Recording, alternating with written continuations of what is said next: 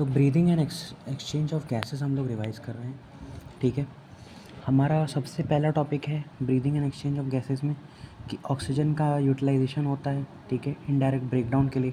इसमें जो सबसे इम्पोर्टेंट वर्ड है जिस पे आपको सबको फोकस करना है वो है इनडायरेक्ट, ठीक। उसके अलावा हमें ये याद रखना है कि ये हार्मफुल हो सकते हैं, कार्बन डाइऑक्साइड, और तो ये सबको पता ही है रेस्पिरेशन और ब्रीदिंग में क्या फ़र्क होता है, ठीक है। रेस्पिरेटरी ऑर्गन्स में आ जाते हैं। देखिए, स्पॉन्जेस और सिलेंट्रेट्स और प्लेटफॉर्म्स में ऑक्सीजन और CO2 जो होता है वो सिंपल डिफ्यूजन के ज़रिए जो है होता है, ठीक है, मतलब एक्सचेंज। और अर्थवॉर्म्स में मॉइस्ट क्यूटिकल होती है, अर्थवॉर्म्स में।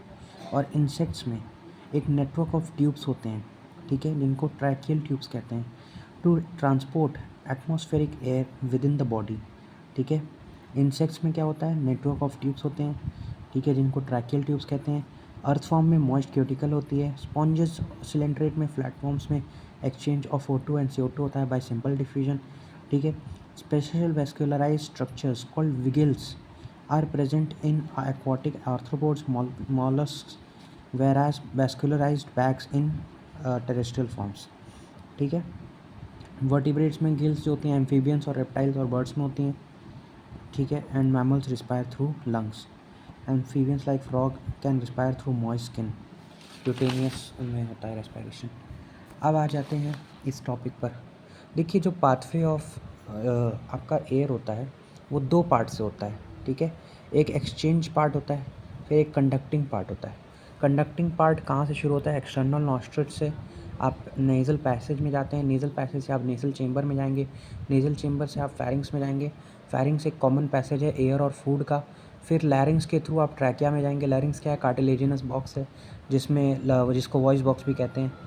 अब ट्रैकिया जो है मिड थोरैसिक कैविटी तक होती है, फिर उसके बाद फिफ्थ थोरैसिक वर्टिब्रा पे, यानी फिफ्थ, इस नंबर को याद रखना है, फिफ्थ थोरैसिक वर्टिब्रा पे डिवाइड कर जाती है, ठीक है। फिर राइट और लेफ्ट ब्रोंकाइज में वो डिवाइड करती है, ठीक है। फिर 2 और 3 डिग्री ब्रोंकियोल्स बनते हैं, 1 डिग्री 2 डिग्री 3 डिग्री ब्रोंकियोल्स बनते हैं, जो कि सपोर्टेड बाय होते हैं इनकम्प्लीट कार्टिलेजिनस रिंग्स, ठीक है। ये आपका जो है लंग्स होते हैं। इनके बीच में इस एरिया को प्लूरल मेम्ब्रेन्स कहा जाता है, आउटर और इनर। इनके बीच में प्लूरल फ्लूइड होता है, ठीक है। एल्विलाई इनके अंदर होते हैं जो 3 डिग्री ब्रोंक्यूल से निकलते हैं बाहर, वही एक्सचेंज पार्ट होता है एक्चुअली। और प्लूरल फ्लूइड क्या करता है, फ्रिक्शन को रिड्यूस करता है, ठीक है। एल्विलाई और लंग्स का क्या काम होता है भाई साहब, ऑक्सीजनेटेड ब्लड देते हैं और ऑक्सीजन देते हैं ब्लड को, ठीक है। बस, और यही कहानी है। थोरैक्स, एक बात याद रखिएगा, इसको पूरे वाले पार्ट को थोरैक्स बोलते हैं, ठीक है। इस थोरैक्स के अंदर जो होता है थोरैक्सिक कैविटी होती है और उसी के अंदर लंग्स होते हैं, यानी थोरैसिक चेम्बर के अंदर, ठीक है। अब आ जाइए एक्सटर्नल नॉस्ट्रल से आप जब ब्रोंक्यूल्स तक आ गए तो वो तो कंडक्टिंग पार्ट हो गया आपका। फिर एल्वेलाई आ गया। एल्वेलाई क्या है, एल्वेलाई आपका रेस्पिरेटरी या एक्सचेंज पार्ट है, ठीक है। वो क्या करता है, ऑक्सीजन लाता है ब्लड के पास, ऑक्सीजन देता है। इसकी वैस्कुलराइज्ड होता है ये। इसमें जो वॉल्स होती हैं वो थिन होती हैं और इरेगुलर होती हैं। Functions of the conducting part are transport air to the alveoli, clear out foreign particles, humidify air, bring air to the body temperature। बस इतना आपको याद रखना है, ठीक है। Any problems, I don't think so, ठीक। अब मैकेनिज्म ऑफ ब्रीदिंग पे आ जाइए। देखिए, जब भी ब्रीदिंग होती है ना तो एक्सटर्नल इंटरकोस्टल मसल्स होते हैं वो इनर इंस्पायरेशन के टाइम पे काम आते हैं। वो क्या करते हैं कि कॉन्ट्रैक्ट कर जाते हैं। यहाँ देखिए, इस लाइन पे ध्यान दीजिए। The external and internal coastal muscles between the ribs help generation in the generation of each such gradients. The inspiration is initiated by the contraction of diaphragm which increases its volume, ठीक है। आप internal pressure को कम करना चाह रहे हैं तो क्या करेंगे, आप वॉल्यूम को बढ़ाएंगे, ठीक है। तो वही है, इंट्रापल्मोनरी प्रेशर जो है वो कम होते जा रहा है ताकि बाहर से प्रेशर अंदर आए। हमेशा याद रखिएगा, एयर का फ्लो हाई प्रेशर से लो प्रेशर की तरफ जाता है, ठीक है। और फिर इंक्रीज़ इन वॉल्यूम होता है, ठीक है, डॉर्सो वेंट्रल एक्सिस में होता है ये बात। Increase in pulmonary volume causes decrease in intra, ये तो सबको मालूम है। फिर रिलैक्सेशन होता है डायफ्राम का, और इंटरकोस्टल मसल जो होती हैं वो रिटर्न कर जाती हैं अपने डायफ्राम में और स्टर्नम को to their normal position, reduce the thoracic volume and thereby pulmonary volume. This leads to the increase in intrapulmonary pressure. ठीक है, ये बेसिकली ये बोल रहा है कि भाई साहब जब रिलैक्सेशन होता है डायफ्राम का तो आपका एक्सपायरेशन होता है, और वहीं अगर कॉन्ट्रैक्शन होता है तो आपका क्या कहते हैं इंस्पायरेशन होता है। ठीक है, और वॉल्यूम को इंक्रीज़ किया जाता है इंस्पायरेशन के टाइम पे, और वॉल्यूम को डिक्रीज़ किया जाता है एक्सपायरेशन के काम पे। रिब्स और स्टर्नम जो होती हैं वो रेज्ड हो जाती हैं इंस्पायरेशन के टाइम पे। ठीक है, टाइडल वॉल्यूम बेसिकली वो वॉल्यूम है एयर की जो कि हम लोग नॉर्मल एक्सपायरेशन और इंस्पायरेशन में इंस्पायर या एक्सपायर करते हैं, जो कि 500 ml है। बट इंस्पायरेटरी रिजर्व वॉल्यूम क्या है, अगर आप फोर्सिबल इंस्पायरेशन करते हैं तो आप 2500 से 3000 ml जो है इंस्पायर कर सकते हैं वॉल्यूम ऑफ एयर। फिर एक्सपायरेटरी रिजर्व वॉल्यूम क्या होती है, वो 1100 से 1000 के बीच में होती है, मतलब फोर्सिबल एक्सपायरेशन में कितना आप निकाल सकते हैं इवन आफ्टर ये होती है। वैसे बता दूं, ये आफ्टर टाइडल वॉल्यूम है, मतलब टाइडल वॉल्यूम के अलावा आप कितना निकाल सकते हैं। ठीक है, अब आ जाइए रेजिडुअल वॉल्यूम पे। Volume of air remaining in the lungs even after the forcible expiration, मतलब कि इवन आफ्टर फोर्सिबल एक्सपायरेशन जो वॉल्यूम रहती है ये 1200 के अराउंड होती है। और आपको एक बात बता दूं कि ये वाली जो होती है ये 1100 के अराउंड होती है, ये 2500 के अराउंड होती है, ये 500 के अराउंड होती है। ठीक है, और ये एक ब्रेथ की बात हो रही है अभी हमारे यहाँ। इंस्पायरेटरी कैपेसिटी कितनी है, आप कितना एक बार में इंस्पायर कर सकते हैं, तो भाई ऑब्वियस ही बात है टीवी प्लस आईआरवी होगी ये। ठीक है, एक्सपायरेटरी रिजर्व मतलब आप कितना ज़्यादा एक बार में एक्सपायर कर सकते हैं, ईआरवी प्लस टीवी होगी। फंक्शनल रेसिडुअल कैपेसिटी क्या होती है, देखिए ये इंस्पायरेशन से रिलेटेड है, बट एक चीज़ याद रखिएगा, volume of air that will remain in the lung after normal expiration. देखिए कितना होता है, ईआरवी होता है प्लस आरवी होता है। रेसिडुअल वॉल्यूम क्या होती है, ये वो वॉल्यूम ऑफ एयर होती है जो कि तब भी बची रहती है even after the forcible expiration, उसी को कहते हैं रेसिडुअल वॉल्यूम। ठीक है, अब आते हैं फंक्शनल कैपेसिटी। फंक्शनल कैपेसिटी तो होगी, तो वैसे ही बता दें कि ये E R V plus R V के इक्वल होती है, E R V plus R V के इक्वल होती है। वाइटल कैपेसिटी आप E R V plus I R V plus T V इन सब को जोड़ दीजिए। ठीक है, total lung capacity T L C आप आर वी को जोड़िए, ई आर वी को जोड़िए प्लस टी वी को जोड़िए, या वाइटल कैपेसिटी को जोड़िए और रेसिडुअल वॉल्यूम को जोड़िए। ठीक है, total volume of air that can be accommodated in the lungs at the end of forced inspiration, मतलब एक बार में कितना आप क्या कहते हैं रख सकते हैं अपने अंदर। ठीक है, तो E R V plus I R V T L C होती है, E R V plus I R V plus T V plus R V. Exchange of gases, exchange of gases कैसे होता है, वेल देखिए एल्वियोलाई जो होते हैं वो क्या कहते हैं प्राइमरी साइट्स होते हैं। एक्सचेंज जो होती है वो ऑक्सीजन और CO2 की होती है। सॉलिबिलिटी ऑफ CO2 जो होती है वो 20 to 25 टाइम ज़्यादा होती है। ठीक है, और पार्शियल प्रेशर ऑफ CO2 जो होता है वो टिश्यूज़ में ज़्यादा होता है, इसलिए टिश्यूज़ से कार्बमिनो हीमोग्लोबिन बन जाता है। एक चीज़ याद रखिएगा कि जो ये चार्ट है, ये चार्ट, ठीक है, ये क्या बता रहा है, एटमॉस्फेरिक एयर में 104 mmHg होती है ऑक्सीजन की और 0.3 mmHg होती है CO2 की। ठीक है, एल्वेलाई में 104 mmHg होती है इसकी आपकी O2 की। अच्छा सॉरी, एटमॉस्फेरिक एयर में 159 mm होती है और एल्वेलाई में 104 mm होती है, और डीऑक्सीजनेटेड ब्लड में 40 mm होती है। और वही टिश्यूज़ में भी 40 mm इसलिए होती है क्योंकि टिश्यूज़ में भी डीऑक्सीजनेटेड ब्लड होता है, ये याद रखिएगा। ब्लड में 95 mm होती है और 40 mm होती है CO2। वहीं उल्टा हो जाता है आपका, 40 mm O2 हो जाती है बट 45 mm ही CO2 रहती है डीऑक्सीजनेटेड ब्लड में। ठीक है, अब ये देख लीजिए इंस्पायरेशन का पूरा मैकेनिज़्म क्या है।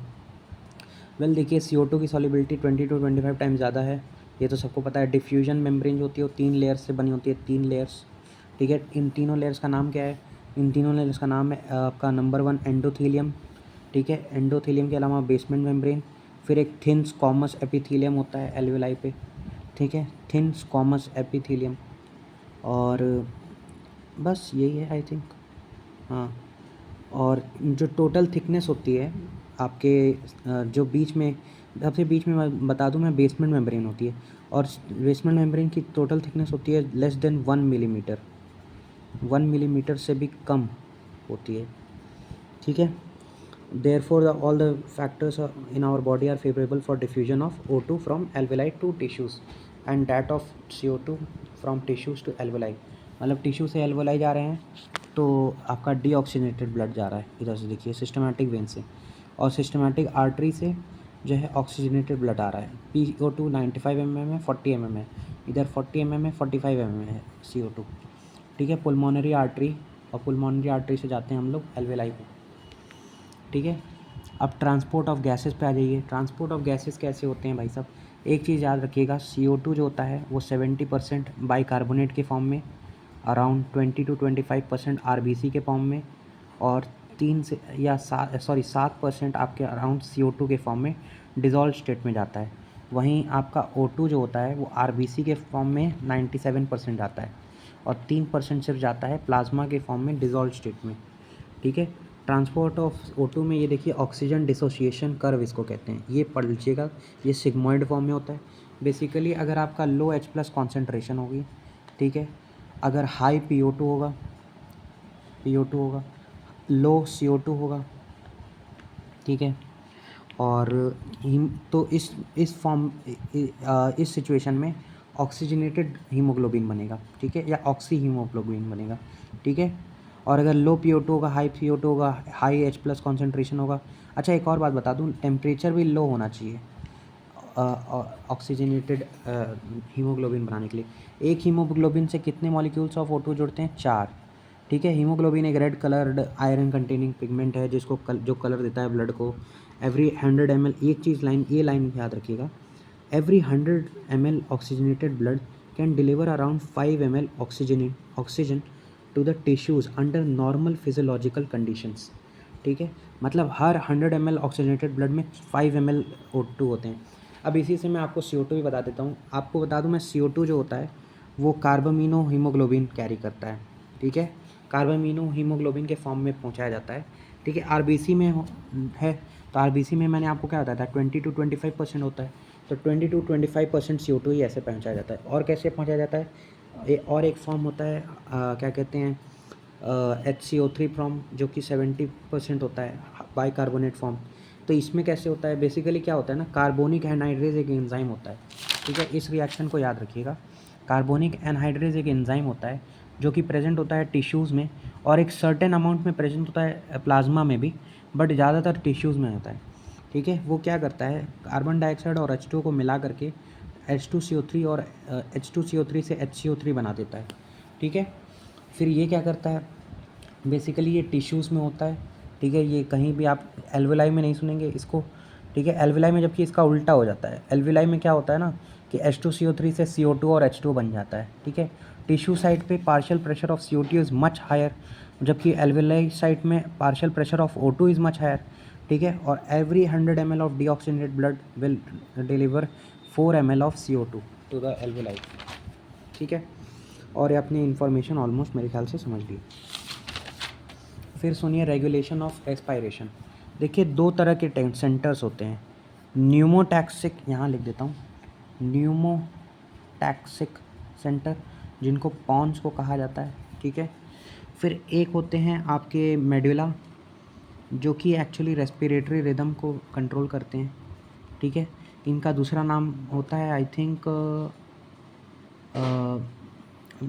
ठीक है बताता हूँ मैं, ठीक है। मेडुला होते हैं रेस्पिरेटरी सेंटर्स, ठीक है। मेडुला क्या कंट्रोल करते हैं, रेट ऑफ इंस्पायरेशन।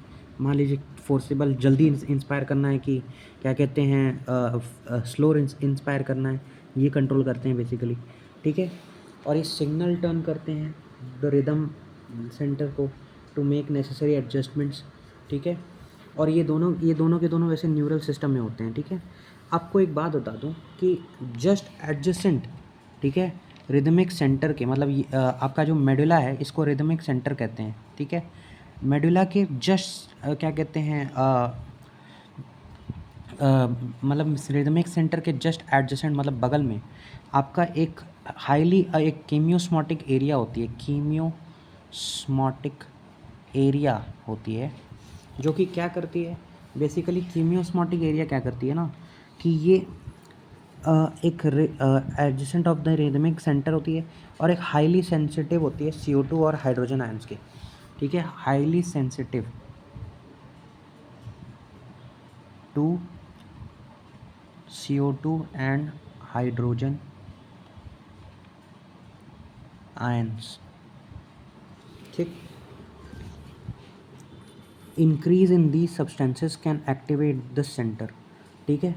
आपको बता दूं मैं, रिदमिक सेंटर मेडुला है, ठीक है, न्यूमोटैक्सिक सेंटर पॉन्स है। ये दोनों न्यूरल सिस्टम के पार्ट हैं, रेगुलेशन करते हैं रेस्पिरेशन का, ठीक है। Rate of inspiration pneumotaxic centres control करते हैं, ठीक है।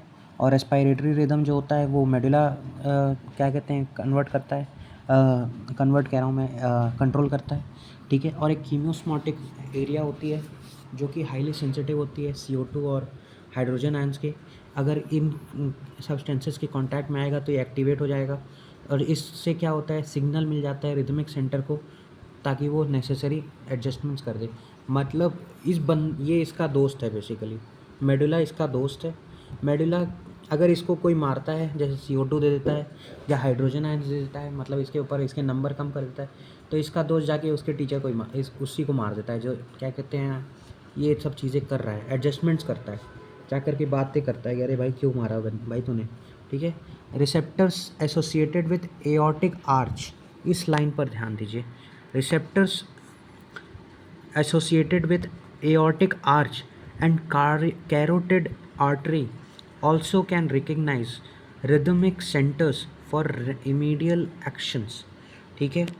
ये कह रहा है कि अच्छा sorry, also can recognize changes in CO2, receptors associated with aortic arch and carotid artery can recognize changes in CO2 and H plus concentration and send necessary signals to the rhythmic centers for remedial actions.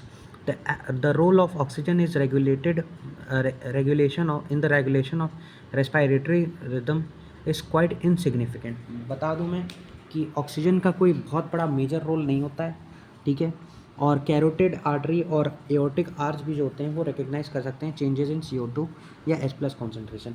Basically ये पूरा का पूरा कहानी जो है CO2 और H plus concentration के changes पे ही होता है। ऑक्सीजन का कोई इसमें बहुत बड़ा रोल नहीं है और होता भी नहीं है एक तरह से, आप मान लीजिए, ठीक है। डिसऑर्डर्स याद कर लीजिए, एस्थमा, डिफ़िकल्टी इन ब्रीदिंग, ठीक है, wheezing due to inflammation of bronchi and bronchioles. Emphysema पे ध्यान दीजिए, एक क्रोनिक डिसऑर्डर है in which alveolar walls are damaged due to the respiratory surface decreased. Respiratory surface decrease हो सकता है, अगर आप सिगरेट पीते हैं तो आपका रेस्पिरेटरी सरफेस डिक्रीज़ कर जाएगा और एल्वेओलर वॉल्स जो होती हैं वो डैमेज हो जाएंगी। ऑक्यूपेशनल रेस्पिरेटरी डिसऑर्डर्स क्या होते हैं, ये आप लास्ट पार्ट पे आ चुके हैं चैप्टर के।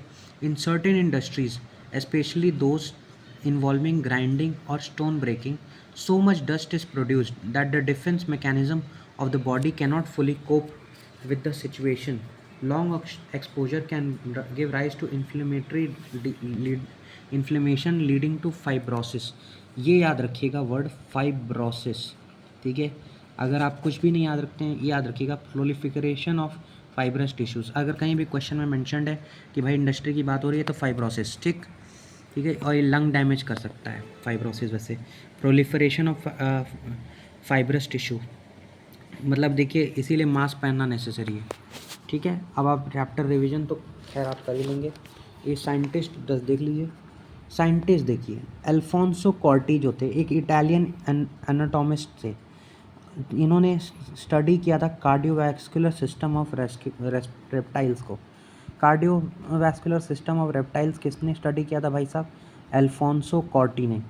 ही turned his attention to the mammalian auditory system in 1851. He published a paper describing the basilar membrane of cochlea, ठीक है, containing hair cells that convert sound vibrations into nerve impulses, ठीक। अब इसी के साथ चैप्टर ख़त्म है। आप बस इतना याद रखिएगा कि अल्फोंसो कॉर्टी एक बंदा था, इस बंदे ने कार्डियोवैस्कुलर सिस्टम ऑफ रेप्टाइल्स को डेवलप किया था, देखा था, स्टडी किया था, ठीक है।